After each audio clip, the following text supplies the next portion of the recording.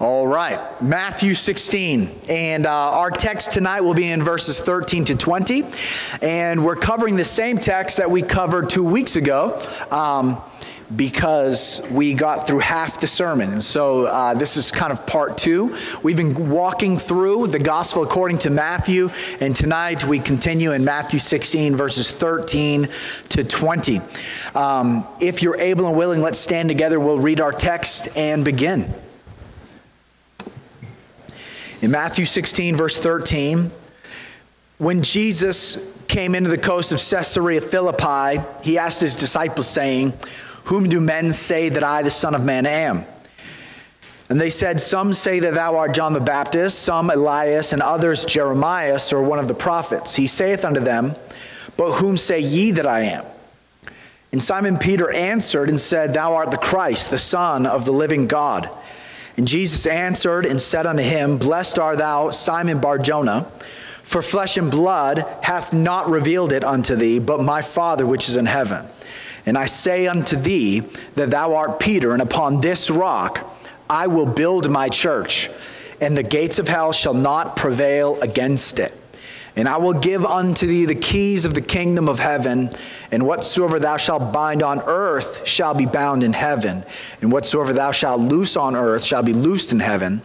Then charged he his disciples that they should tell no man that he was Jesus the Christ. Let's pray.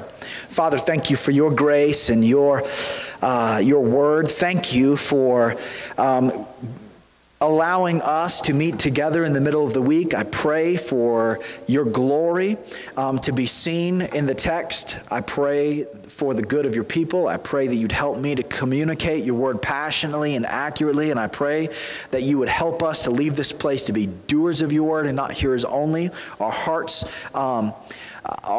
revived, our hearts focused and set upon you, and we're thankful for this time around your word. I pray that you would bless it now. It's in Jesus' name we pray. Amen. Church, thank you for standing. Please be seated. In our text, there are 4 points that I wanted to make sure that we're recognizing. So we paid attention to the first 2 in 2 weeks ago when we were in this text. But let me quickly go over all of them. The first part that I want you to see is Jesus' question. Next, you'll see Peter's answer. Third, we want to ask the question, try to answer the question, what is the rock? What does Jesus mean when Jesus is speaking about the rock? And then, what are the keys when Jesus speaks about the keys? So remember, picture this, that Jesus is standing in front of an enormous cliff. This cliff at Caesarea Philippi is decorated, as it were, with pagan idols. There are niches and small caves carved into the rock face, and there are idols, pagan idols, that are set up, and they're on the side of the cliff and are surrounding also Jesus. In this scene are some pagan temples.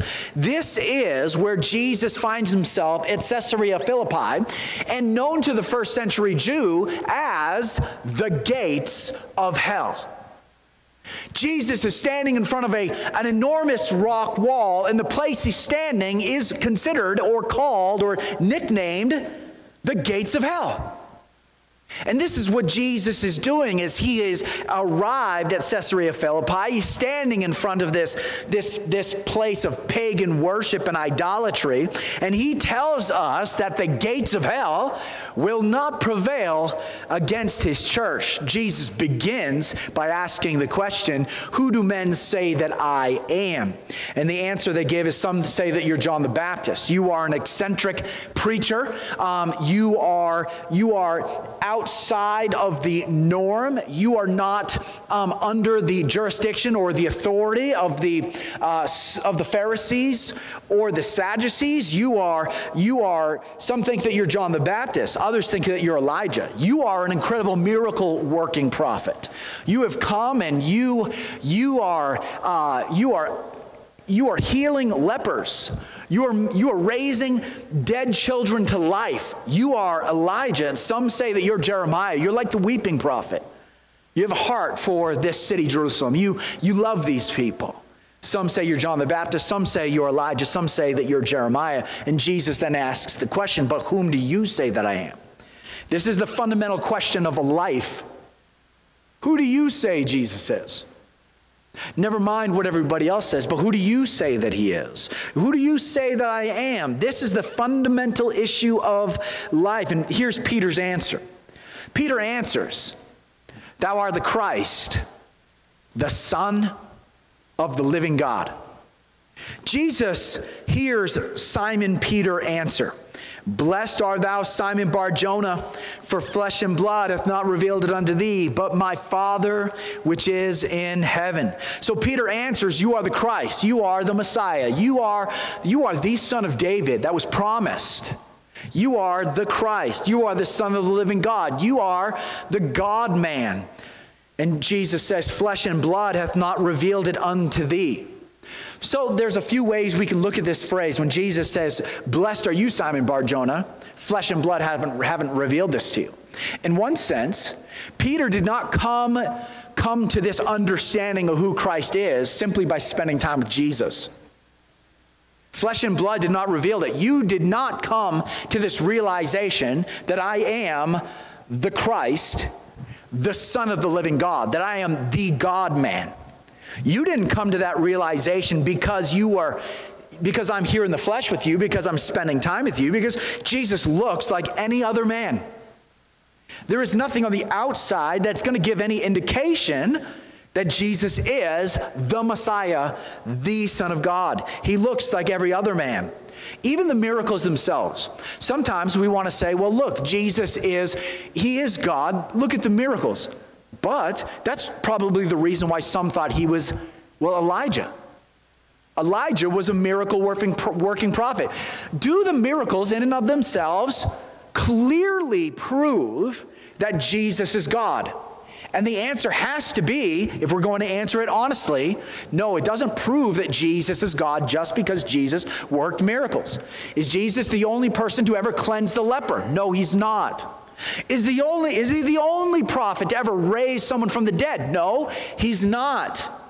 Now, these are incredible miracles. Think back when Moses, remember Moses, God is helping Moses to understand, if they don't believe you, show them the signs. Take the rod that you have in your hand, throw it on the ground, it's going to turn into a snake. So when Moses gets in the presence of Pharaoh, and Pharaoh is not believing that Moses is really sent by God, he throws the rod on the ground and it turns into a snake. Remember the story. Well then, some of the magicians in Pharaoh's court, they say, we can do exactly the same thing, and so they copy the miracle. There is the detail, of course, that Moses' staff ate these others. But, you see, Satan, in fact, can mimic miracles. All I'm trying to make sure that we are referencing here is that the fact that Jesus did do miracles did not necessarily prove that he is God. Because Simon Peter knew Jesus was the God-man. Simon Peter knew who Jesus was. He describes him rightly. Who do you say that I am? And Peter says, you are the Christ, the Son of the living God. And Jesus says, blessed are you, Simon Bar-Jonah, for flesh and blood did not reveal it unto you. You did not come to that information. You did not come to this conviction of who I am truly on the basis of you spending time with me. And you did not come to that conviction of who I truly am on the basis of simply being around and with me when I performed miracles. How many others had been in the presence of Christ, had been around him, heard him communicate, heard him preach, heard him give the parables, and Jesus does incredible miracles, and people still don't believe that Jesus is the Christ, the Son of the living God. There were multitudes of people like that. So how is it that Peter understands who Jesus is and so many others don't?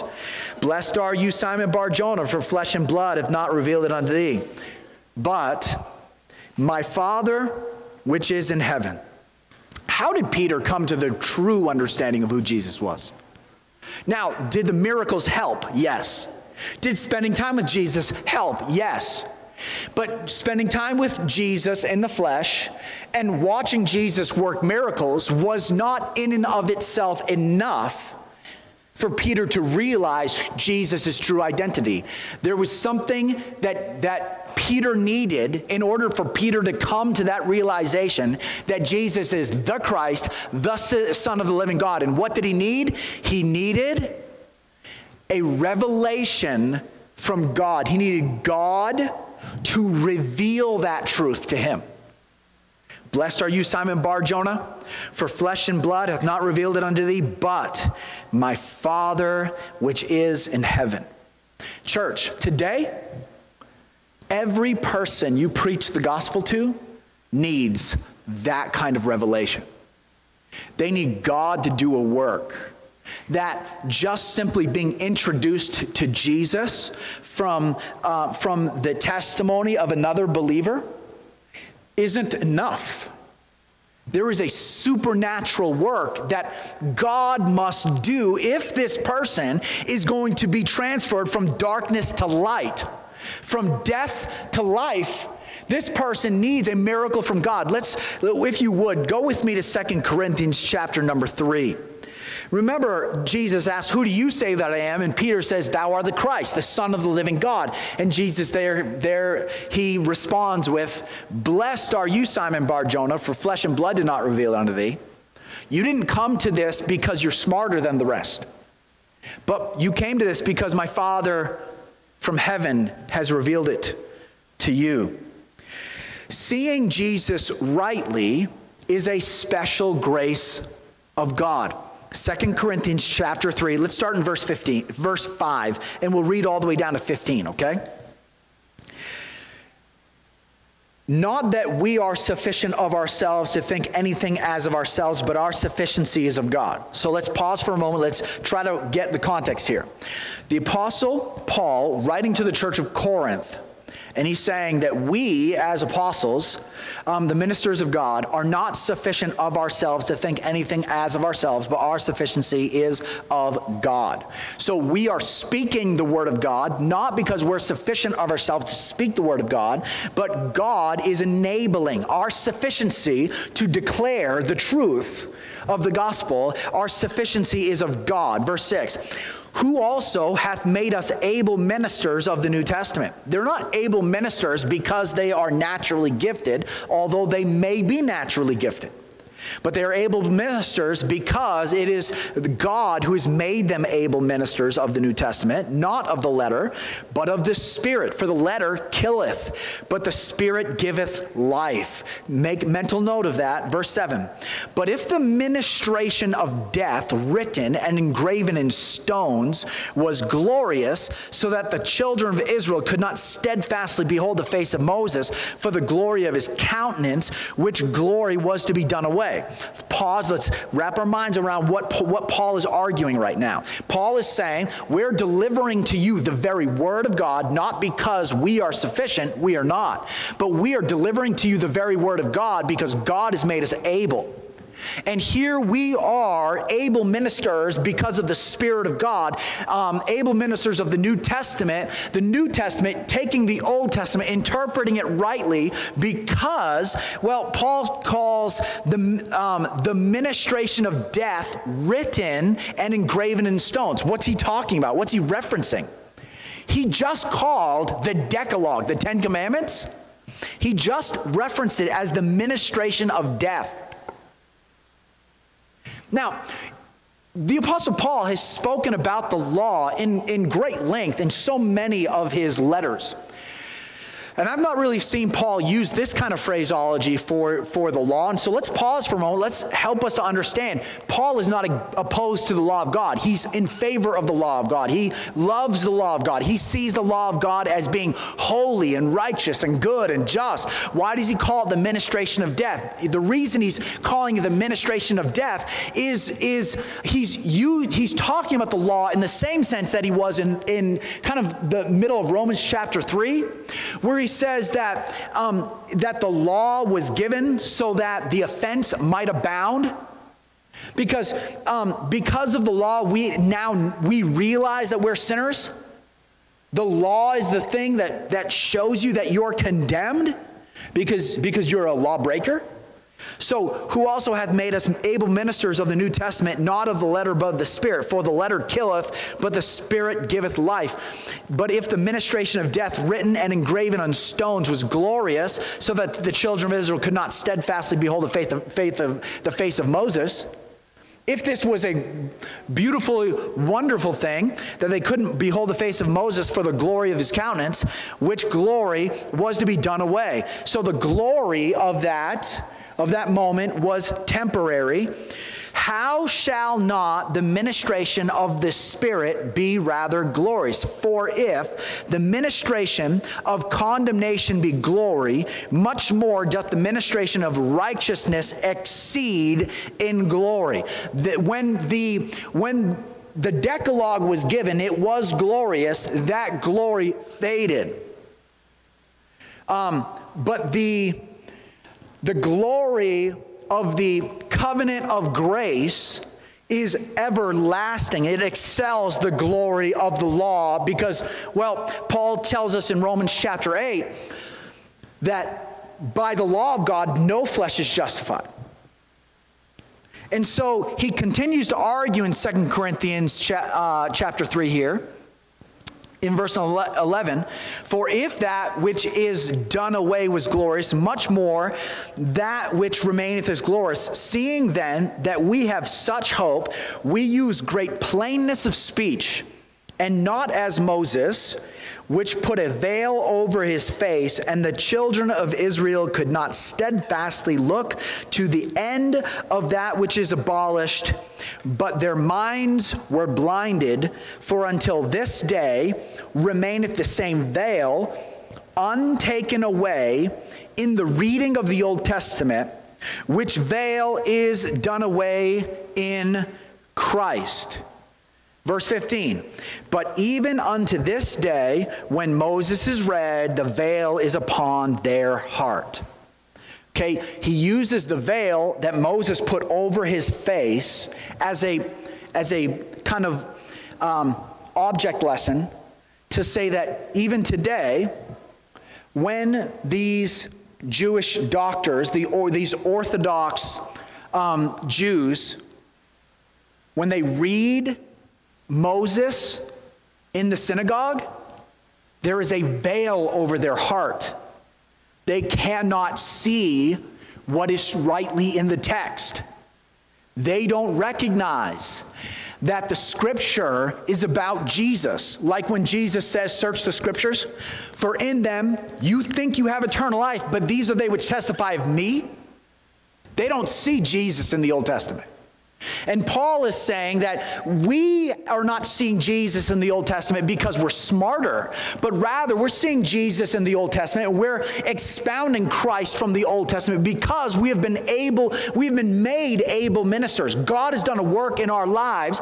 He has removed the veil from our hearts, and we see Jesus so clearly in the Old Testament. Let's continue reading in the text. But even unto this day, when Moses is read, the veil is upon their hearts. Nevertheless, when it shall turn to the Lord, the veil shall be taken away. Now the Lord is that Spirit, and where the Spirit of the Lord is, there is liberty. Who removes the veil? Who takes away the blindness? The Spirit of God. Who do men say that I am? Thou art the Christ, the Son of the living God. Blessed are you, Simon Bar-Jonah. Flesh and blood didn't reveal it to you, but my Father which is in heaven.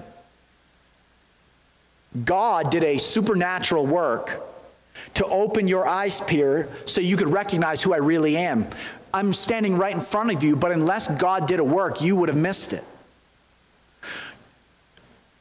In similar fashion, Paul is arguing to the Corinthians that they could read the Old Testament day and night and never see Jesus rightly unless God does a supernatural work. He continues this argument in chapter 4. And he he goes on in verse number 3 in chapter 4. But if our gospel be hid, it is hid to them that are lost, in whom the God of this world hath blinded the minds of them which believe not, lest the light of the glorious gospel of Christ, who is in the image of God, should shine unto them. For we preach not ourselves, but Christ Jesus the Lord. For ourselves, your servants, for Jesus' sake, for God, who commanded the light to shine out of darkness. Pause. When did God command light to shine out of darkness? In Genesis 1. What illustration is he using? The very first chapter of the Bible. When God said, let there be light, and there was light. For God, who commanded the light to shine out of darkness, hath shined in our hearts to give the light of the knowledge of the glory of God in the face of Jesus Christ. What's Paul arguing? He's teaching us that if it's not for God to command the light to shine out of darkness, there's no light. Unless God does a supernatural work, we wouldn't recognize Jesus. You didn't recognize who Jesus was because you were smarter than the next person. You didn't recognize who Jesus was because you were more moral than the next person. You recognized who Jesus was because of the grace of God upon your life. God did a work in you. He opened your eyes. He removed the veil. He's the one that causes light to shine out of darkness. What light? The light of the face of the glory of God in the face of Jesus Christ. That's the light. All of a sudden, Jesus seems to be clear to you. You see him for who he is, and all of a sudden, like the light bulb that goes off, and you say, that's who Jesus is. That was a miracle from God. And that's what Jesus is saying to Peter. Peter, because the reason you see me rightly is because God has done a work that, Peter, you didn't do. You were not so moral that God decided to give you grace more than the person next to you because you somehow merited it. No, we are saved by grace through faith, that not of works, lest any man should boast. There's no meriting. You have not recognized me, Peter, because, well, you were smarter or because you made better life choices.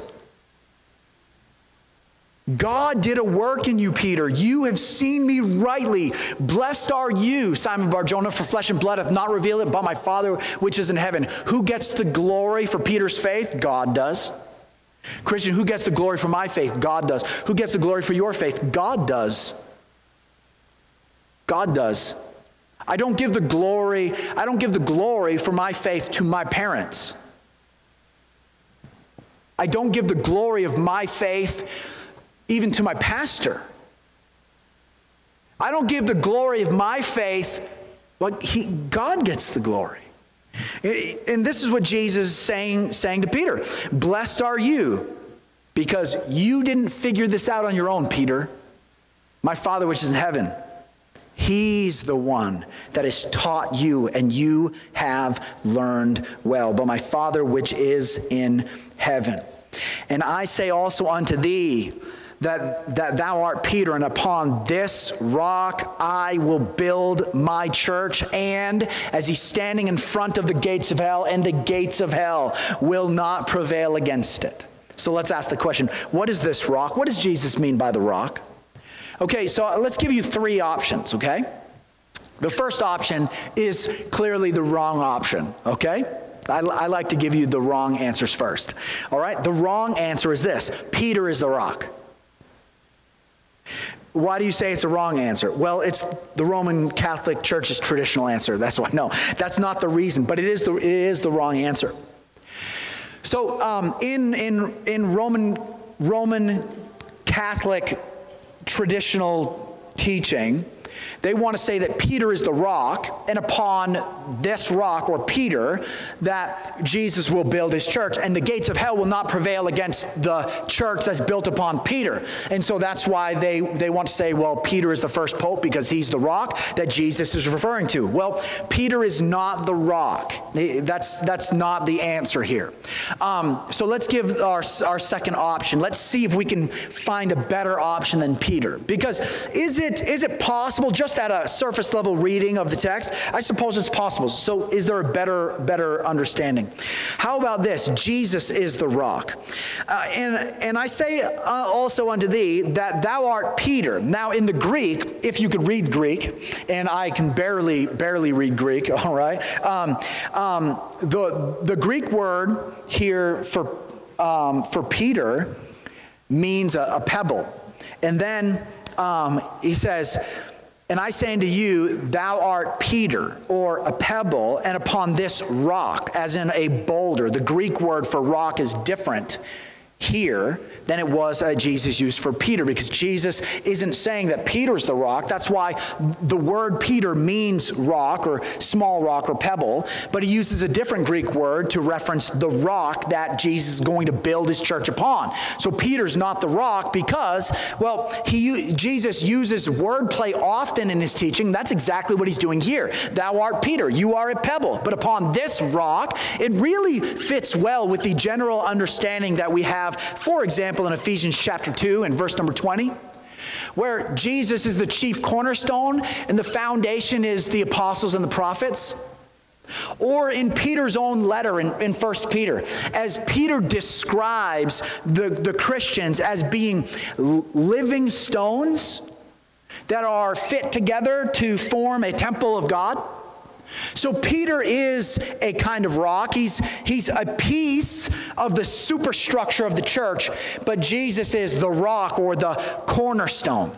This was the option that Charles Spurgeon liked best. That this was what he would often interpret Matthew chapter 16 to mean, that Jesus is actually referring to himself as the rock. So then it would read this way: and I say unto thee that thou art Peter, and upon this rock, speaking of himself, I will build my church. So as if Jesus was saying, I will build my church upon myself. Jesus is called the cornerstone in several different places, and the gates of hell shall not prevail against it. That's a good option. I like that option.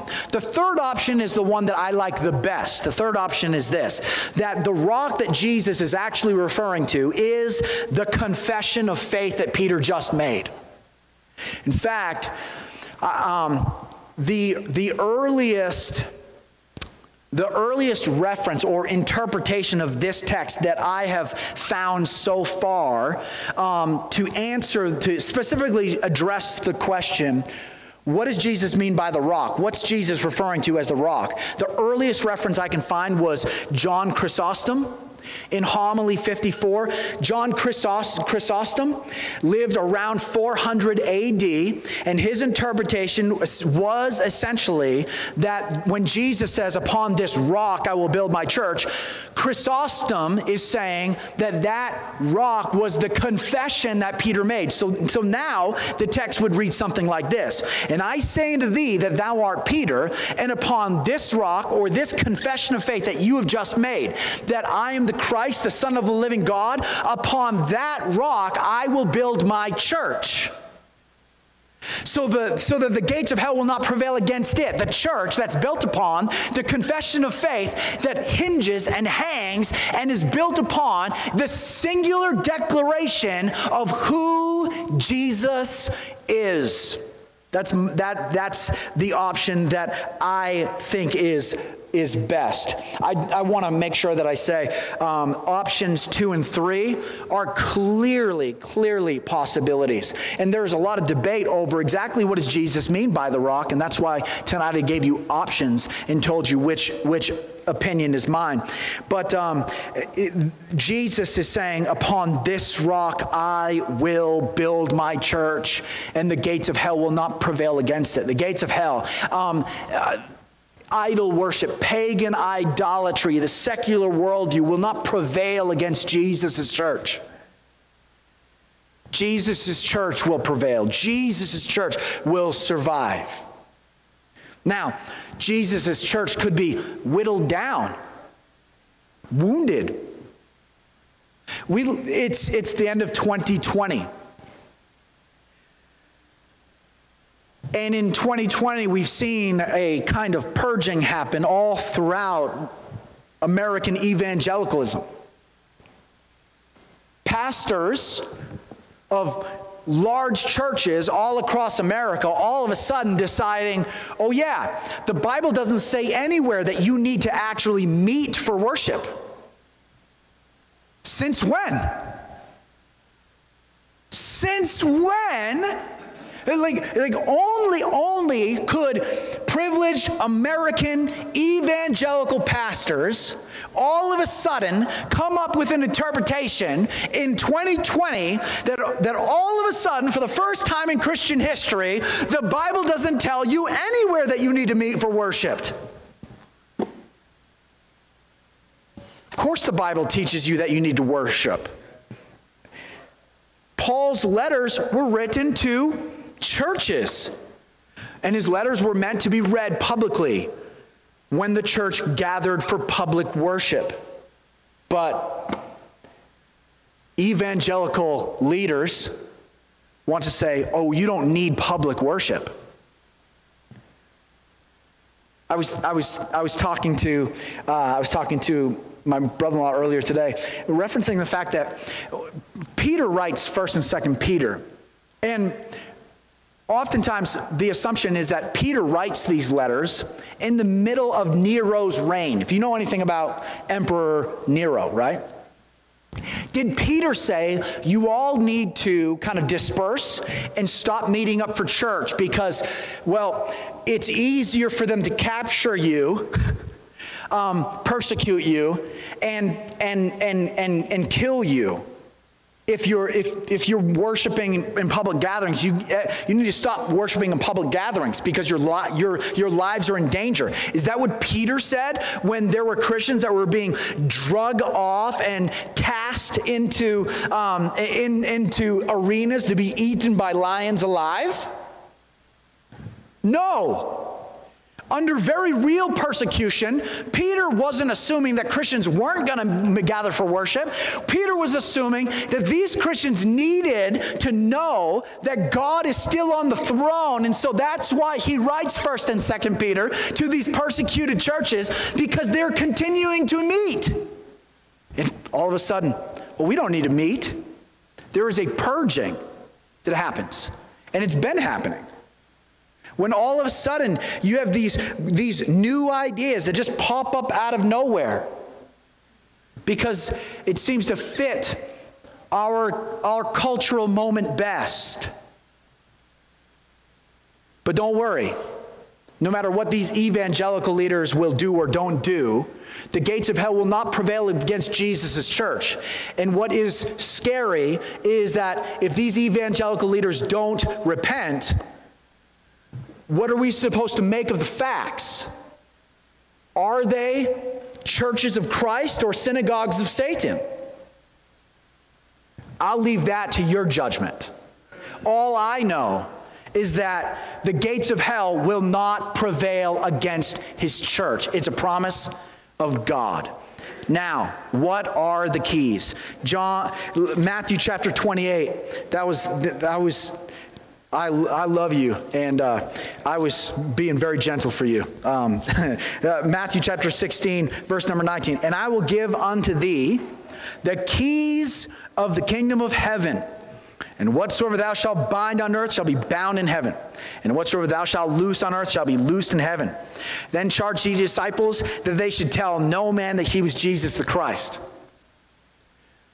I'm not going to really touch on verse 20, but look at verse number 19. I will give unto thee the keys of the kingdom. What are these keys? What are these keys? Would you go with me to John chapter 20 very quickly, if you're interested? John 20, verse 23. Where Jesus says, whosoever sins you remit, they are remitted unto them. And whosoever sins you retain, they are retained. Oftentimes, the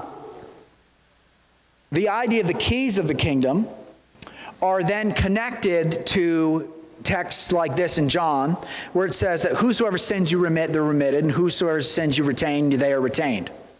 Now, these are hard verses. There are a lot of questions that kind of revolve around these ideas. Go with me to Matthew chapter 23. All right? So, In Matthew chapter 23, verse 13,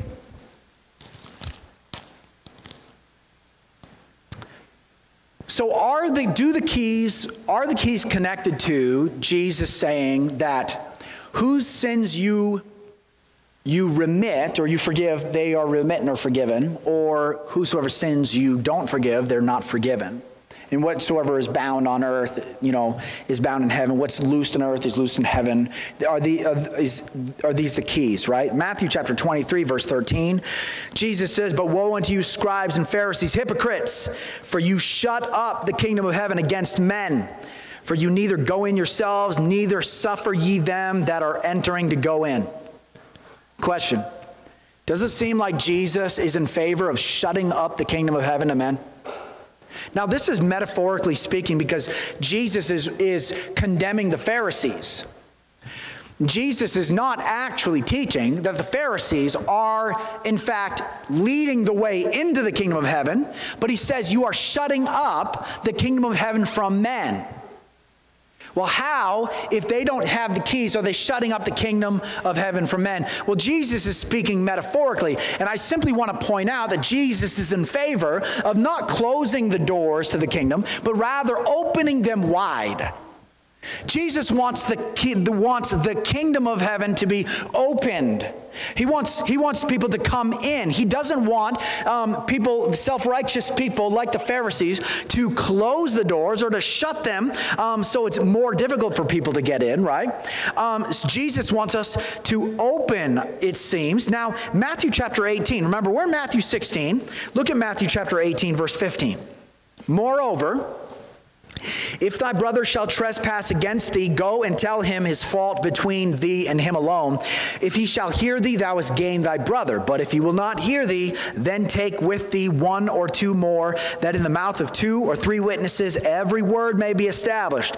And if he shall neglect to hear them, tell it unto the church. But if he neglect to hear the church, let him be unto thee as a heathen man and a publican. Verily I say unto you, that whatsoever you shall bind on earth shall be bound in heaven, and whatsoever you shall loose on earth shall be loosed in heaven. Again I say unto you, that if 2 of you shall agree on earth as touching anything that they shall ask, it shall be done for them of my Father which is in heaven." Now, didn't that last bit sound so very close to Jesus' references about these keys? "And I will give unto thee the keys of the kingdom of heaven, and whatsoever thou shalt bind on earth shall be bound in heaven, and whatsoever thou shalt loose on earth shall be loosed in heaven." What does it have to do with? It seems that the keys of the kingdom have something to do with, well, church discipline. Let's go Matthew chapter. Let's go to Matthew chapter, I wrote down the wrong reference. Let's go to Matthew chapter 10 here.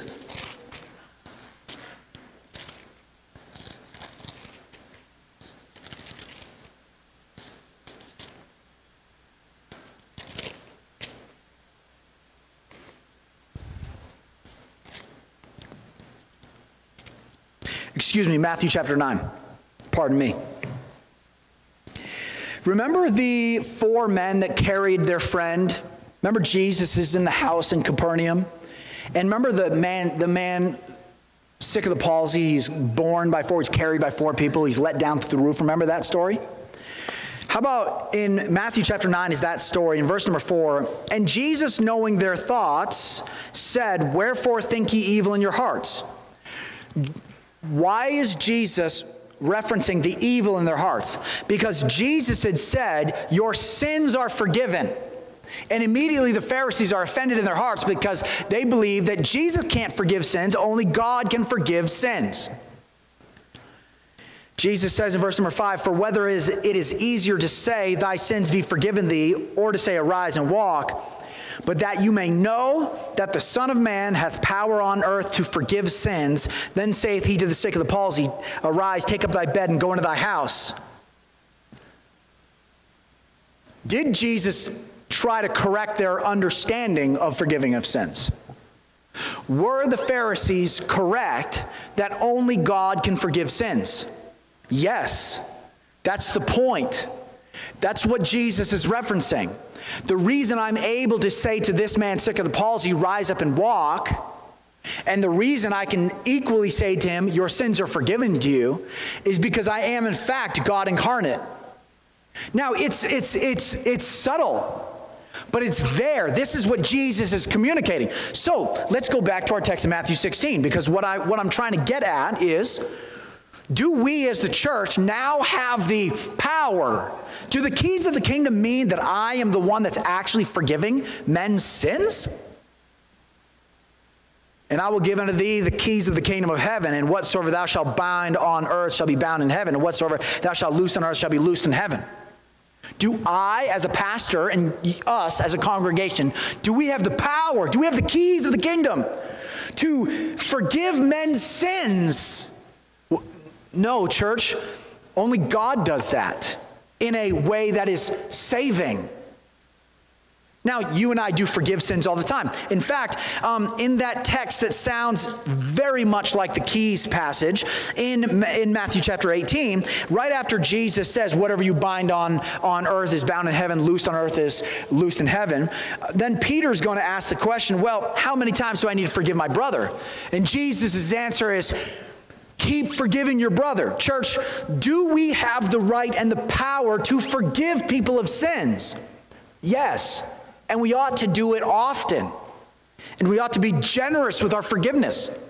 So that when somebody offends you, and when somebody even offends this church, we ought to be a church that forgives one another. Right? Jesus said, if you don't forgive your brother, then my Father is not going to forgive you when you ask for forgiveness. Church, remember that? Now, what we're talking about is forgiving sins in different ways. As a pastor, I cannot forgive sins in the way Jesus forgives sins. Only Jesus forgives sins in the way Jesus forgives sins. Only Jesus forgives sins in a way that casts my sins as far as the east is from the west. That is a work of God.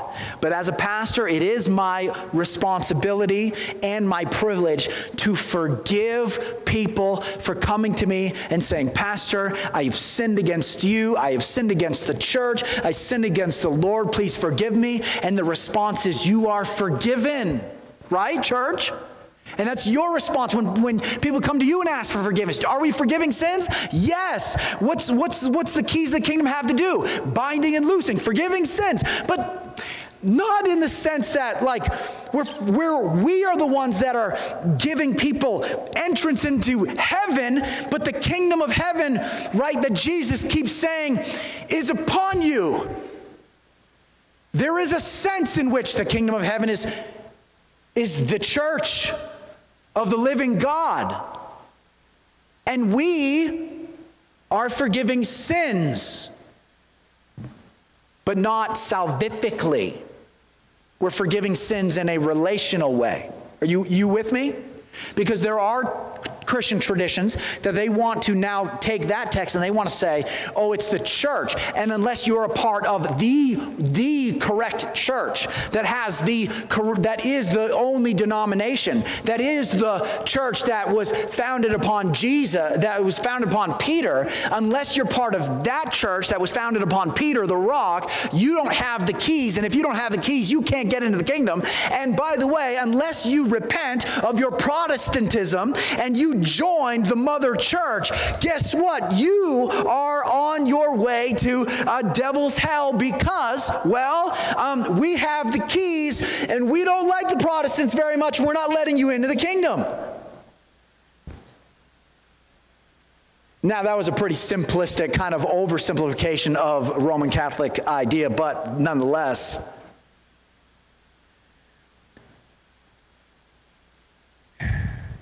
it's in the ballpark. My point is this. Is that what the text is saying? Jesus himself, does he want us to close the door to the kingdom? Does he want us to make it more difficult for people to enter into the kingdom? Or does he want us to open it wide? He wants us to open it wide. How do you open it wide? You don't open it wide by walking around the community saying, I forgive your sins. You will damn that one to hell because only Jesus forgives men's sins. You open the kingdom, the doors of the kingdom wide by not binding your own lips and preaching the gospel of Jesus, right? Because it is God who forgives men's sins. It's such an interesting passage that we spent some time tonight. Jesus' question, who do men say that I am? But who do you say that I am? Peter answers, you are the Christ, the Son of the living God. And Jesus says, blessed are you, Simon Bar-Jonah, flesh and blood didn't reveal it, my Father which is in heaven. God has done a work in you. And who's the rock? That confession of faith is the rock. Christian, you hold on to that confession of faith. Who is Christ? Hang on to that. Stake everything on that. Your future hinges upon who Jesus is. You can disagree in a lot of other issues of Christian doctrine. You can agree to disagree on several things. You can agree to disagree on important things. The fundamental issue of life is to answer this one question correctly. Who do you say that Jesus is? He is the Christ, the Son of the living God. And upon that confession, Jesus will build his church, and the gates of hell will never prevail against Jesus' church that's built upon that foundation. And that church is going to have the keys to the kingdom. They're going to be forgiving. They're going to be a people that's seeking to open wide the gates, as it were, to the kingdom of heaven, preaching the gospel of Jesus Christ. And that's why Jesus isn't going to say go into all the Jews, but he's going to say go into all the world and preach the gospel to every creature. Church, we do have the responsibility of binding and loosing. And so let's loosen our mouths, unbind other people with the gospel of Jesus Christ. Let's pray. Father, thank you for your grace and your love, and I pray that you'd help us to be doers of your word and not hearers only. Thank you for your word. I pray that you would continue to work your word into our hearts and lives, changing us, conforming us into the image of your dear Son. We love you. It's in Jesus' name we pray. As our heads are bowed and our eyes are closed, nobody's looking around. Church, we're almost done. I simply want to ask this question before we go. Is there anybody tonight you say, Jesus is mine, I am